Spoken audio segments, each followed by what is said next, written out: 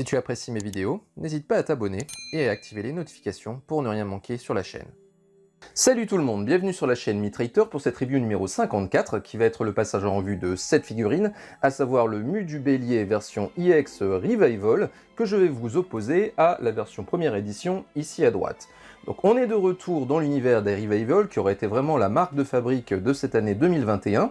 Donc au départ ces versions Gold EX Revival, j'avais pas forcément prévu de les chroniquer sur la chaîne, mais bon, quand je regarde les stats des vidéos, eh bien je me rends compte que ce sont des choses qui intéressent les collectionneurs. En fait ça intéresse les nouveaux collectionneurs surtout, puisque ça leur donne l'occasion d'acquérir ces versions Gold EX à bon prix, et ça fait un peu grincer des dents les anciens collectionneurs, même si ça peut éventuellement les intéresser s'ils ont envie de renouveler leur figurine, ou alors éventuellement de se poser la question de l'achat si jamais la figurine Revival apporte quelque chose.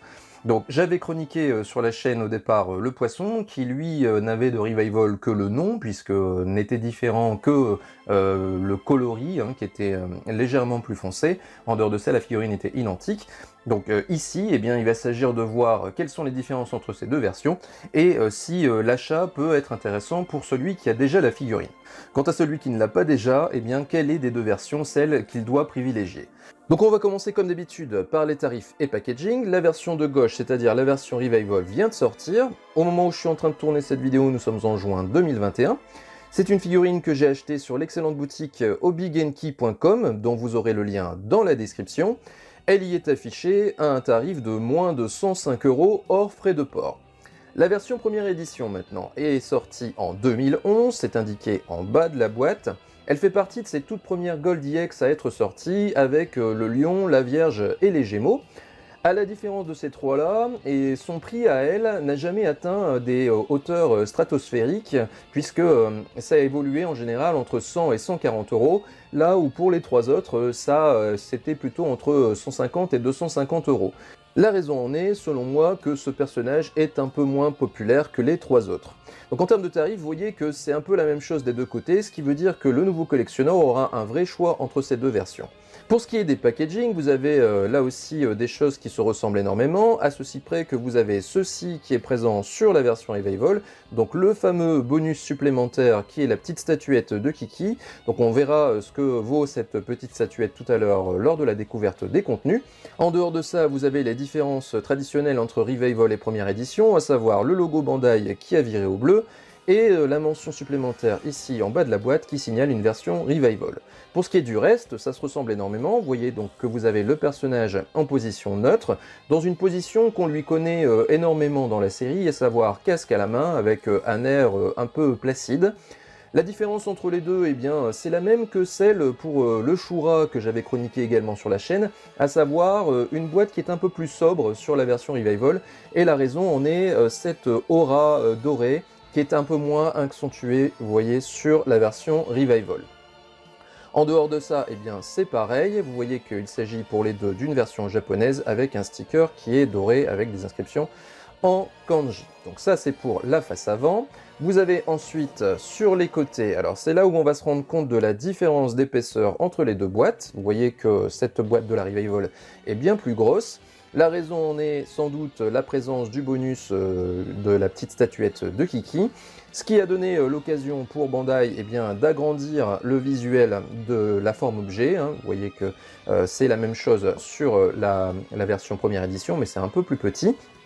J'avais noté lors de la chronique du Iki V2 Revival le problème de proportion qui n'avait pas été respecté par Bandai, puisque la boîte étant plus petite, ils n'avaient même pas fait l'effort de redimensionner le visuel, ce qui fait que la figurine était totalement coupée. Là, au moins, vous voyez qu'ils ont rectifié cette erreur, puisqu'ils ont agrandi ce visuel de la forme objet. Ensuite, pour l'autre tranche, vous avez le personnage en position d'attaque lorsqu'il effectue son Starlight Extinction, c'est-à-dire en français il me semble par la mort d'une étoile. Donc position qui est pas trop mal réalisée, mais qui sera difficile à utiliser dans une exposition, puisque vous n'aurez pas la possibilité de faire ces effets lumineux, donc forcément la position perd un petit peu de son attrait. Ensuite, pour ce qui est de l'arrière de la boîte, eh bien, vous avez des choses qui se ressemblent encore une fois énormément, avec en plus la mention du bonus ici sur la version Revival. En dehors de ça, eh bien, les visuels sont identiques. Donc la petite astuce qu'ils ont utilisée pour pouvoir y insérer cette photo-là, eh bien, c'est qu'ils ont, vous voyez, diminué la taille de la forme objet et également diminué ce visuel de mu en position de je sais pas quoi en fait. Cette position-là, je la trouve pas excellente et je vois pas trop à quoi elle fait référence dans la série. Contrairement à cette position-là, qui est la position de l'Athena Exclamation. Ensuite, vous avez ce visuel du personnage qui complète un peu celui qui était au recto, puisque le personnage est casqué, avec les yeux clos, en position neutre. Vous avez les différentes configurations de visage. Le bonus qui est le marteau et le burin, donc qui est spécifique normalement au manga, mais bon, il nous le donne dans cette version animée. Enfin, pour cette version Revival, vous avez une mention supplémentaire ici qui signale qu'il s'agit d'une figurine de collection qui ne peut pas être manipulée par un enfant de moins de 15 ans. Donc voilà pour ce qui est de ces packaging. On se retrouve dans un instant pour la découverte des blisters. Allez, on s'intéresse au contenu, avec de part et d'autre une notice qui se ressemble énormément. Bon, maintenant il y a quelques petites différences, notamment au niveau des logos. Vous voyez un logo Bandai rouge sur la version première édition, alors qu'il est bleu, plus un logo Tamashii Nations sur la Revival. Ensuite, une mention supplémentaire ici sur la Revival qui signale justement le fait que c'est une réédition. Et enfin, la date qui est indiquée sur la première édition a totalement disparu sur la Revival. Ensuite, pour ce qui est du verso, eh bien c'est quasiment identique, à ceci près que vous avez ici la mention du Tamashii Webshop, alors que sur la Revival, vous avez un lien vers un questionnaire que vous pouvez remplir si vous êtes japonais. Donc voilà pour ce qui est des notices. Ensuite, qui dit Revival dit présence de ces cartes bonus que vous pouvez ranger dans un classeur bonus qui était donné avec le lion Soul of Gold. Sur cette carte, vous avez donc la correspondance entre les pièces quand elles sont sur la forme objet et lorsqu'elles sont sur le personnage. Remarquez que pour moi, ça va être l'occasion de vous évoquer cet objet que je ne vais pas vous monter pour deux raisons. Première raison, parce que j'ai un peu la flemme de le faire, je l'avoue. Et puis deuxième raison, parce que je n'ai pas de motivation à le faire du fait qu'il est totalement foiré. Donc pour vous le montrer, eh bien, je vais vous mettre en insert le setei qui, comme d'habitude, m'est fourni par le camarade DFK, et puis vous pourrez vous rendre compte qu'il est foiré pour deux raisons. Première raison, c'est que les pièces ne sont pas vraiment au bon endroit. J'attire votre attention sur les sous-épaulières ici. J'attire votre attention également sur le casque, hein, qui ne devrait pas être là, mais qui devrait être sans doute à peu près ici. Donc bon, ça à la limite, on pourrait se dire, si la forme d'ensemble ressemble quand même pas mal au design d'origine, on pourrait s'arranger de ce petit défaut. Maintenant, le souci, et c'est le souci principal, c'est que la forme d'ensemble ne correspond pas au design d'origine. Vous voyez que l'objet est beaucoup trop en hauteur, ce qui lui donne un aspect un peu de chamois ou de bouquetin plutôt que de bélier qui est beaucoup plus tassé et beaucoup plus en longueur, ce qui correspond d'ailleurs au design que vous avez à droite. Alors on pourrait se dire qu'éventuellement l'inspiration vient du manga, puisque ici sur la représentation de l'objet, eh bien on a les cornes typées manga, donc on pourrait se dire que c'est plus inspiré du design du manga, mais je vais vous le mettre ici à droite et vous vous rendrez compte que le compte n'y est pas non plus. Pareil, hein, la forme d'ensemble est beaucoup plus en longueur sur le manga. Et puis vous avez aussi une non-correspondance des pièces, là encore une fois, les sous-épaulières a priori sont mal placées, et même d'ailleurs le casque également. Donc tout ça pour dire que cet objet est foiré, Bandai a loupé sa copie, donc ça aurait été pas mal de profiter de cette version Revival pour le revoir un petit peu, mais bon, je pense qu'on se fait un peu des illusions quant à la volonté de Bandai lorsqu'ils sortent des Revivals, c'est plutôt des volontés financières plutôt que d'amélioration de figurines. Bon, voilà. Donc ça c'est dit sur la carte bonus. Ensuite on arrive sur les blisters. Donc premier blister qui est celui qui contient le personnage. Il est identique. Donc là c'est comme d'habitude, hein, je ne vais pas m'arrêter vraiment sur les différences à ce stade. Je les évoquerai plutôt lorsque les personnages seront montés. Je vais simplement dire un mot sur le corps qui est utilisé sur les deux personnages en vous disant que en termes de coloris, ça a l'air d'être un peu la même chose, donc ça c'est un peu différent du Capricorn Revival que j'avais chroniqué également sur la chaîne, où j'avais notamment évoqué ici des coloris un peu plus homogènes. C'était déjà le cas sur la première édition, donc là, rien à dire. Donc ça, c'est sur ce premier blister. Ensuite, on arrive sur le deuxième. Là, encore une fois, il n'y a pas de différence. Vous allez y retrouver donc le reste des pièces d'armure. Alors, différentes cornes, donc les cornes typées animées, et donc les cornes typées manga, qui ont des sortes de stries. Ensuite, vous avez les différentes paires de mains, donc qui sont au nombre de 4. Donc vous avez les poings fermés, les poings semi-fermés qui permettent de tenir un objet. Vous avez ensuite donc les mains semi-ouvertes et les mains grandes ouvertes. Donc, je vais vous les montrer de plus près sur la première édition, mais sur la Revival, c'est exactement la même chose. Donc voilà pour ces différentes mains, je vais vous le montrer de ce côté-là, ça sera peut-être plus parlant. Voilà. Ensuite, eh bien, vous allez avoir, bien entendu, les pièces du porte-armure, et puis voilà. Donc ça, c'est sur ce deuxième blister. Et c'est là où on va arriver donc sur les différences. Donc les différences, c'est que ici, sur la première édition, vous n'avez qu'un seul blister qui va contenir la cape, les différentes chevelures. Alors, chevelure avec la petite couette, façon Mu version Jamir. Vous avez ensuite donc la chevelure qui se met en combinaison avec le casque, et puis en dessous, camouflé, eh bien, vous avez la chevelure qu'arbore Mu lorsqu'il est en attaque, notamment lorsqu'il fait son Athena Exclamation, chevelure au vent. Donc tout ça dans un seul blister qui contient également donc les différents visages.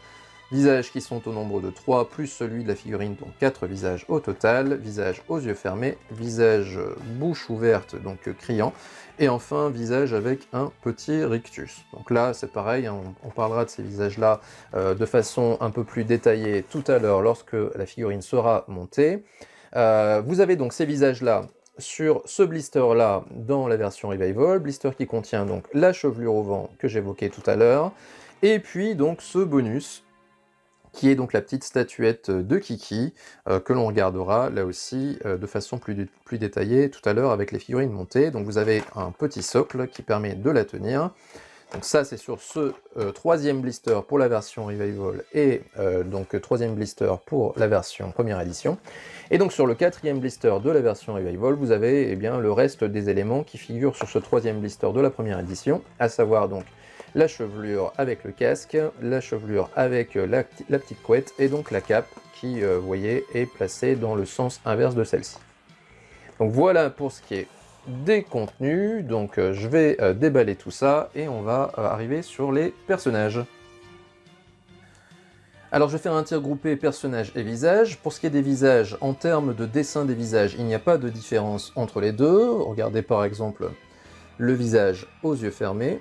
Alors, en termes de dessin de visage, vous voyez qu'il est identique. Par contre, en termes de plastique utilisé, eh bien, le plastique utilisé sur la version Revival a un côté plus mat, moins plastique brillant. Vous retrouvez notamment ce côté-là sur les cils de la version première édition. Je ne sais pas si vous voyez, il y a une sorte de reflet qui n'existe pas sur la version Revival. Et ça, c'est dû à la qualité de plastique qui est différente. Donc, il reflète moins la lumière. Donc ça, c'est sur le visage aux yeux fermés. Vous allez retrouver exactement la même chose sur le visage bouche ouverte. Donc là, je pense que le côté un peu luisant, vous pouvez le voir davantage sur les versants du nez. En dehors de ça, eh bien, le dessin des visages est identique. Enfin, le visage avec le rictus. Là, encore une fois, vous allez retrouver les éléments que je viens de citer. Donc un dessin identique, et un plastique plus mat sur la version Revival. Ces caractéristiques, vous les avez bien entendu sur le visage neutre qui est monté sur la figurine. Donc là, je vous le montre pour vous montrer qu'ils sont identiques. Et maintenant, on va s'intéresser à la conformité de ce visage par rapport au setei. Alors d'abord, en préambule, il faut dire que ce visage, comme je l'ai dit tout à l'heure, date de 2011, donc on n'aura sans doute pas la même finesse que sur les visages que Bandai nous sort ces derniers temps. Donc pour juger de sa conformité, on va regarder à droite avec le Setei, et on se rend compte que, bon, certes, ce visage ressemble à Mu, mais il y a quand même pas mal de défauts, et les défauts ont surtout lieu sur le bas du visage. Donc on a un côté visage trop allongé, avec un menton trop carré, et une bouche sans doute un peu courte, sans compter que les yeux sont un peu trop en amande. Donc ce visage était perfectible, ça aurait été pas mal de la part de Bandai de profiter de l'occasion de ce revival pour l'améliorer. Ils se sont contentés simplement de les reproduire à l'identique. Et donc ça, c'est quand même fort dommage. Donc voilà pour ce qui est des visages, donc je vais écarter ça et on va s'intéresser maintenant à la rigidité des personnages. D'abord pour ce qui est de la première édition, on avait un corps qui était quand même très lâche, donc il était lâche au niveau de l'entrejambe, mais bon ça c'est assez classique, alors je vais remonter un tout petit peu l'angle de la caméra. Voilà, donc au niveau de l'entrejambe, c'était assez lâche, donc moi j'ai dû raffermir cette partie. Surtout là où il y avait également beaucoup de laxité, eh bien c'était sur les bras, vous voyez que les bras tournent très facilement. Aussi un gros défaut de la figurine, c'est au niveau de l'articulation du cou, qui n'est pas suffisamment rigide pour maintenir le poids de la chevelure, qui est quand même très imposante. Donc vous voyez que si vous voulez faire tenir le personnage avec le visage comme ceci, eh bien vous ne pouvez pas. Voilà. La chevelure entraîne le visage vers l'arrière. Donc ça, c'était les défauts de cette figurine première édition. Et sur la version Revival, eh bien vous voyez que le défaut déjà du cou a été rectifié, puisque la chevelure tient en place, hein, le visage est dirigé vers le bas, donc sinon il serait comme ça. D'ailleurs vous entendez une sorte de grincement, donc ce qui veut dire que cette articulation est nettement plus rigide, donc ça c'est vraiment très bien de l'avoir modifié. Sur les bras maintenant, là aussi, beaucoup de rigidité, rien à dire, donc là c'est beaucoup mieux. Là où ça pêche, en revanche, eh bien, c'est sur l'entrejambe. Alors certes, c'est plus rigide à l'origine que la version première édition, mais ça reste assez lâche quand même.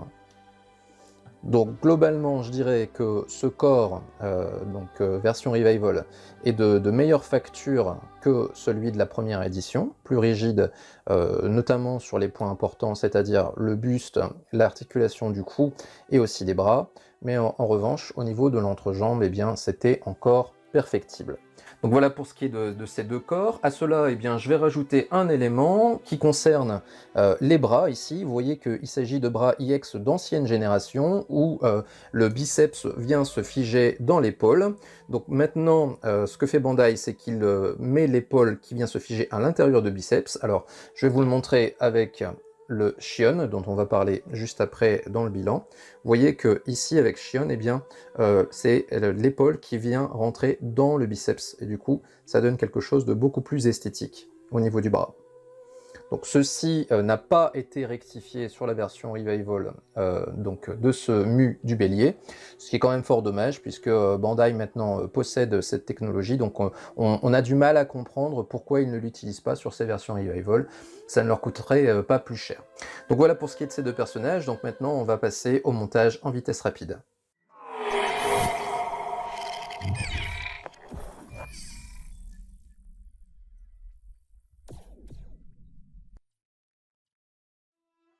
Allez, donc c'est parti pour le montage de cette figurine, qui n'est pas très compliqué. Bon, il y a quelques straps que je vais vous montrer, mais globalement, la figurine se monte plutôt bien. Pour ce qui est de la partie basse de la figurine, j'ai pas grand chose à déclarer, si ce n'est que il y a un tout petit peu de jeu entre les cuissardes et le personnage, donc pour faire en sorte de bien aligner la cuissarde, la genouillère et le bas de la jambe. Sinon, en dehors de ça, rien à déclarer. Ensuite, on va arriver donc sur la partie corset, le corset qui ne s'emboîte pas bien. Vous voyez, la partie avant ne tient pas bien dans la partie arrière, mais bon, fort heureusement, une fois qu'on a mis le corset en place et qu'on a rabaissé le buste, ben, le tout est plutôt solidaire. On va arriver maintenant sur la jupe. Jupe, attention, qui est d'ancienne génération, avec une partie, vous voyez, qui vient se clipser par l'avant de la ceinture, donc ça ne coulisse pas vers le haut, faites attention pour éviter la casse. Donc vous tirez simplement vers vous, ensuite vous tirez la partie basse de la jupe pour pouvoir ouvrir la ceinture, et puis ensuite eh bien, vous reclipsez tout. Vous voyez que la partie basse de la ceinture eh bien, vient se fixer sur les deux côtés de l'ouverture de la ceinture. La partie plastron ne pose pas de problème, les deux charnières sont bien rigides comme il faut. Le tout s'en fiche sur le personnage sans aucun souci. On va arriver maintenant donc sur les bras qui se montent pas trop difficilement non plus. Il y a un petit peu de jeu entre le brassard et le bras, comme tout à l'heure avec la cuissarde. Mais bon, une fois qu'on a bien monté le brassard sur le biceps, normalement ça tient bien. Vous voyez que j'ai un petit peu de difficulté pour mettre les mains. Rappelez-vous la technique, quand c'est comme ça, vous pliez le coude, vous prenez appui sur le coude avec le pouce, et ensuite avec l'autre main, vous venez enficher la main sur la petite tige qui est prévue à cet effet. On va arriver maintenant sur la partie cap qui se fixe dans le dos sans aucun souci, j'ai pas eu besoin de jouer avec le plastron. Ici, deuxième difficulté on va dire du montage, ça va être au niveau des épaulières. Faites en sorte de bien coller ces épaulières sur le tronc de la figurine, donc faites attention parce que c'est une erreur assez courante que je vois dans les collections, donc ça fait pas très joli si vous la laissez comme ça, donc il faut bien la ramener vers la figurine pour avoir quelque chose de joli. Ensuite, eh bien, vous allez mettre les cornes, là aussi, attention à ne pas les inverser. Donc pour cela, vous voyez, vous prenez les cornes comme ceci, ensuite vous les désolidarisez, et vous allez les mettre sur la figurine qui est face à vous. Donc vous ne pouvez pas vous tromper normalement, parce qu'il y a une partie plate sur la corne, et cette partie plate vient se poser sur l'épaulière. Si ce n'est pas le cas, eh bien, ça veut dire tout bêtement que vous avez inversé les cornes, et de toute façon vous le verrez, le rendu ne sera pas très joli. Donc là vous voyez que je suis en train de retirer la main donc pour mettre une main ouverte, parce que je vais faire une expo avec le casque à la main, mais ne vous inquiétez pas, vous aurez une vision du personnage avec le casque lors du posing. Donc voilà à peu près pour ce montage. Oui, dernière chose, vous voyez, trace de grappe sur le protège-main, bon, Bandai Tamashii Quality. Vision d'ensemble de la figurine une fois montée, donc bon, vous voyez que la figurine est quand même assez jolie, même si elle n'est pas sans défaut, donc bon ça on y reviendra après lors du bilan. Mon conseil au niveau du posing pour cette figurine, eh bien c'est d'éliminer au maximum l'écart qu'il peut y avoir entre le plastron et la jupe, de telle manière que la rupture entre le plastron et le corset soit moins apparente, donc ça c'est un des gros défauts de la figurine. Donc pour cela, eh bien, ce que vous pouvez faire, c'est avancer au maximum le bassin, avancer au maximum le buste, et comme ça, donc la torsion permet de diminuer cet écart entre les deux. Donc, et on arrive à un résultat satisfaisant. Donc voilà pour ce qui est de ce rendu. Donc petit posing, et nous on se retrouve juste après pour le bilan.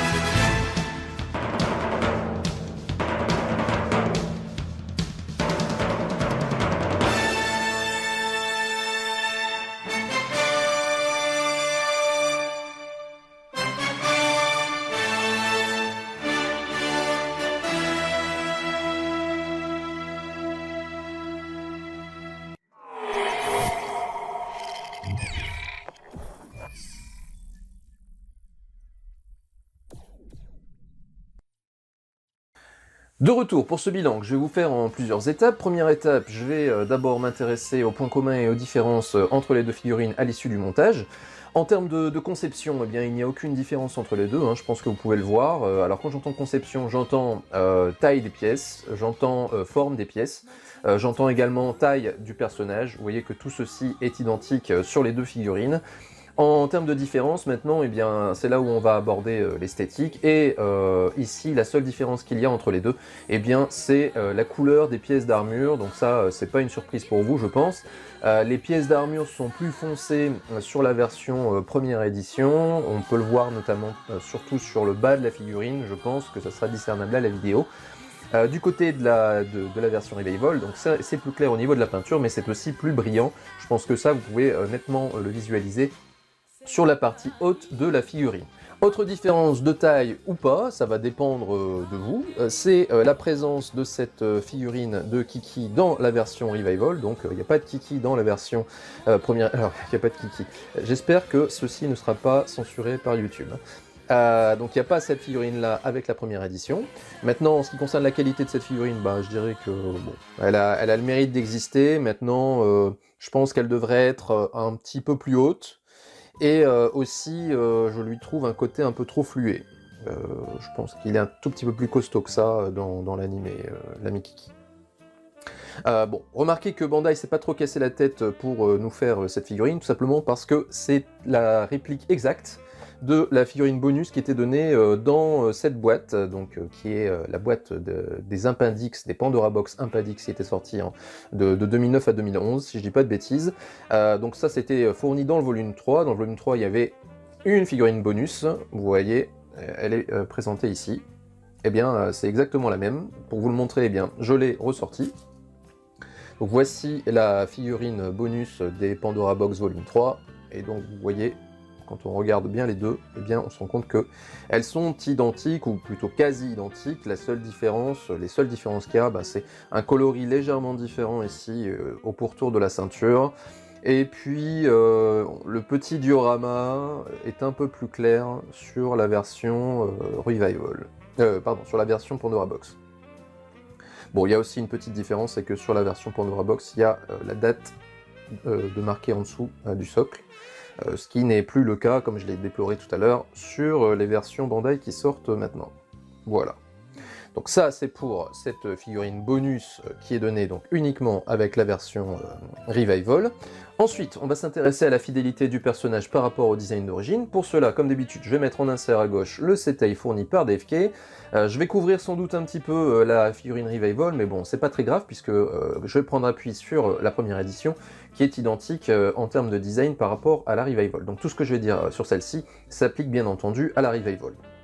Au niveau du bas de la figurine, j'ai pas grand chose à en dire, hein, les jambes sont plutôt fidèles. Alors elles ont un côté un peu maigrelet, hein, que j'avais déjà souligné lors de la review de Shura du Capricorne, donc vous allez retrouver ça ici. Bon, ça c'est un peu dû aux EX, mais globalement la forme des pièces est pas mal respectée. Là où le bas blesse, c'est au niveau de cette jupe qui est un peu trop imposante, déjà de base, mais surtout qui a un pan avant qui est bien trop gros. Donc vous avez notamment ici la partie avant de la boucle de ceinture qui est bien trop épaisse, donc elle devrait redescendre beaucoup plus en pointe, un peu comme pour la version classique d'ailleurs. Au lieu de ça, eh bien, Bandai a fait une pièce qui est vraiment énorme et donc qui s'éloigne beaucoup du design que vous avez à gauche. Ensuite, on arrive sur un autre point noir, c'est cette rupture entre le plastron et donc le corset. Donc, elle fait partie des premières EX à être sorties, hein, comme je vous l'ai dit, elle est sortie en 2011, ce qui veut dire qu'à cette époque, eh bien, Bandai n'avait pas encore réussi à parfaire cette jonction entre le plastron et le corset. Donc vous avez cette rupture qui est quand même très manifeste ici sur cette figurine en particulier. D'où mon conseil tout à l'heure, juste après le montage, de bien tordre la partie buste et la partie bassin pour éliminer le plus possible cette différence entre la jupe et le plastron. Donc différence de toute façon qui apparaît, et donc vous voyez que ça, eh bien, on s'éloigne quand même pas mal du design d'origine. Ce qu'aurait dû faire Bandai pour cette version Revival, c'est s'inspirer de ce qu'ils avaient fait sur Shion. Alors ça, je vais vous le montrer. Donc ça, c'est la figurine de Shion qui est sortie il n'y a pas si longtemps, et donc pour cette sortie, ils ont dû refaire la partie plastron et corset, et vous vous rendrez compte que la jonction entre les deux est beaucoup plus légère, beaucoup plus subtile. Alors certes, l'armure est un peu différente de l'armure d'origine, du fait notamment des arabesques, des dessins qu'il y a à l'intérieur des pièces, mais globalement, l'idée, c'est d'épouser le corset avec le plastron. Donc ce qu'ils auraient pu essayer de faire davantage avec cette version Revival, au lieu de ça, eh bien, ils se sont contentés simplement de la refaire à l'identique, alors qu'ils auraient très bien pu prendre appui sur ce qu'ils avaient fait sur Shion. Donc ça, c'est un peu dommage. Donc moi, je pense que dans l'idée, ils auraient dû prolonger un petit peu la partie avant du plastron pour épouser davantage le corset. Donc voilà pour ce qui est de cette partie. On arrive sur un autre point noir, sur le troisième point noir, et sans doute bon, plus ou moins le dernier. C'est les cornes de cette figurine qui malheureusement ne sont pas fidèles. Elles sont pas fidèles alors que les cornes de la version classique l'étaient à peu près, et celle de l'Impendix l'était totalement. Donc le souci, c'est un problème de taille, donc vous voyez que la pointe de ces cornes devrait être largement plus longue, et aussi d'orientation, elle devrait être un peu plus recourbée, donc vers l'arrière. Là encore une fois, on aurait pu prendre appui sur Mr. Shion.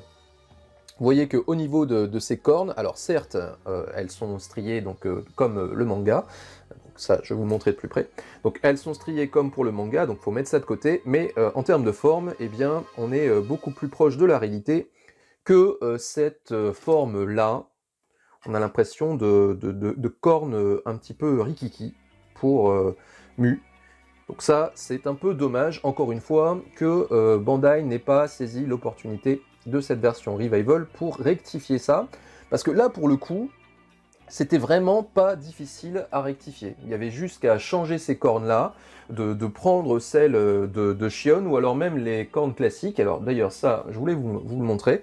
Donc ça, c'est les cornes de la version Impendix que j'utilise, donc la version Impendix classique, que j'utilise pour customiser ma version iX. C'est totalement compatible, hein. Il y a juste qu'à retirer les cornes d'origine et mettre celle-ci à la place, et vous y gagnez énormément en fidélité. Bon ça, vous pouvez voir le résultat notamment sur mes vidéos collection, vous pourrez vous rendre compte de la plus-value qui est apportée d'utiliser ces cornes-là à la place de ces petites cornes un peu ridicules que nous fournit Bandai dans la figurine d'origine. Donc ça, c'est un peu dommage. Encore une fois, le canevas était là, il y avait juste qu'à le reprendre, enlever les stries, changer de peinture, et hop, les cornes étaient pas mal. Donc au lieu de ça, eh bien, c'est beaucoup plus facile de reproduire les mêmes conneries à l'identique. Donc ça, c'est plus ou moins pour la fin de cette comparaison avec le design d'origine. Il va me rester juste à évoquer donc les bras qui sont là aussi, encore une fois, un petit peu maigrelet, mais globalement, la forme est respectée, même si au niveau du brassard, je pense qu'on est un peu court, et donc il faudra jouer un peu de la pose pour supprimer un peu l'écart entre l'avant-bras et donc le biceps. Et il nous reste à évoquer donc le casque. Je peux parler des visages puisque ça je l'ai évoqué déjà précédemment. Au niveau du casque, bon, c'est pas trop mal si ce n'est la partie centrale du casque qui est un peu trop épaisse au niveau des ailettes. Donc voilà pour ce qui est de la partie conformité. Donc c'est pas la figurine la plus conforme que je vous ai présentée sur la chaîne. Maintenant, à sa décharge, son année de sortie, donc 2011, elle faisait partie de cette première fournée de Gold EX. Donc bien sûr à cette époque, Bandai ne maîtrisait pas encore complètement la technologie iX. Donc voilà pour ce qui est de cette analyse de conformité. Donc maintenant, si je fais le bilan, donc pour cela, eh bien, je vais remettre en place ici ce kiki pour que vous puissiez avoir une bonne visibilité sur les conclusions. Donc premier avantage de cette version Revival, c'est que évidemment, elle permet aux nouveaux collectionneurs d'obtenir cette figurine à prix correct. Ensuite, cette figurine sera facilement trouvable dans les boutiques en ligne, notamment en neuf, là où pour la première édition, eh bien, il fallait quand même s'armer de patience et passer soit par les groupes Facebook, soit par le site d'enchères bien connu. Autre point positif, malgré son manque de conformité, eh bien la figurine est quand même assez jolie, on connaît quand même pas mal le personnage de Mu. Maintenant, elle a une bonne mobilité, ce qui permet avec le posing eh bien d'atténuer un peu ses défauts. Donc on peut louer également le fait que sur la figurine Revival, eh bien la rigidité a été revue à la hausse. C'est le cas sur l'articulation du cou, c'est le cas au niveau de l'articulation des bras, et c'est aussi le cas au niveau de l'entrejambe, même si on n'est pas encore dans de la rigidité extrême. Enfin, dernier point positif pour cette version Revival, eh bien, comme j'ai dit tout à l'heure, c'est la présence de cette figurine en bonus. Alors certes, Bandai ne s'est pas trop cassé la tête pour nous la produire, mais au moins ils ont fait l'effort de nous la fournir, sans augmentation de prix par rapport aux autres sorties récentes EX Gold, donc ça c'est quand même assez louable. Maintenant, pour ce qui est des points négatifs, eh bien, ils vont avoir trait au problème de fidélité de cette figurine par rapport au design d'origine. On peut déplorer le fait que Bandai n'ait pas saisi l'opportunité de cette sortie Revival pour rectifier les défauts les plus importants, et qui n'était pas très difficile à rectifier, hein. Je pense vraiment aux cornes ici, hein. Ils n'avaient juste qu'à reprendre les cornes de la version classique, je pense qu'ils doivent encore posséder les moules, et hop, ça aurait forcément amélioré grandement le design de cette figurine. Au lieu de ça, ils se sont contentés simplement de nous refournir les mêmes cornes, de reproduire la figurine à l'identique. Donc s'ils n'ont pas été capables de faire ça pour les cornes, eh bien pour le plastron et la rupture entre plastron et corset, eh bien ça devenait forcément titanesque, alors que là aussi ils auraient pu prendre appui sur ce qu'ils ont fait pour la figurine de Shion. Enfin, il y a ce problème de pan avant de la ceinture qui est un peu trop imposant, donc ce qui fait qu'au final, eh bien, si la figurine est quand même jolie, eh bien, elle a quand même des défauts que Bandai aurait quand même pu essayer de rectifier. Dernière chose, au niveau de la rigidité, alors certes c'est en amélioration par rapport à la première édition, mais au niveau de l'entrejambe, eh bien c'est encore un petit peu lâche. La figurine a tendance à se dérober dès lors qu'on écarte pas mal les jambes. Donc ça c'est toujours le même problème chez Bandai, on a une rigidité qui n'est pas la même d'une figurine à l'autre. Donc voilà ce que je pouvais vous dire pour cette version Revival de Mu du Bélier EX de chez Bandai, qui forcément contentera les nouveaux collectionneurs et laissera perplexes sans doute les anciens. Si vous devez choisir entre ces deux figurines, eh bien vous l'aurez compris, je vous conseille l'achat de la version Revival, qui a pour elle le fait d'offrir un petit bonus supplémentaire, bon, qui vaut ce qu'il vaut, mais surtout qui offre aussi une figurine qui est plus rigide et sans doute un peu moins chère que cette première édition. Si vous avez apprécié cette review, comme d'habitude, je vous encourage à aller faire un tour du côté des commentaires et à lâcher votre petit pouce bleu. N'oubliez pas aussi d'aller jeter un œil sur les chaînes des collègues youtubeurs qui sont toujours très intéressantes et qui permettent d'avoir plusieurs regards différents sur les mêmes figurines. Restez aussi à l'affût de ce qui se passe dans la collection Saint Seiya, puisque là on a quelques petites annonces intéressantes, notamment la sortie de Alberic EX qui va sortir en novembre au Japon, donc on risque d'avoir une deuxième partie d'année qui enfin contentera la totalité des collectionneurs. Donc c'est là-dessus que je vous laisse, comme d'habitude prenez soin de vous et de vos proches, et à très bientôt.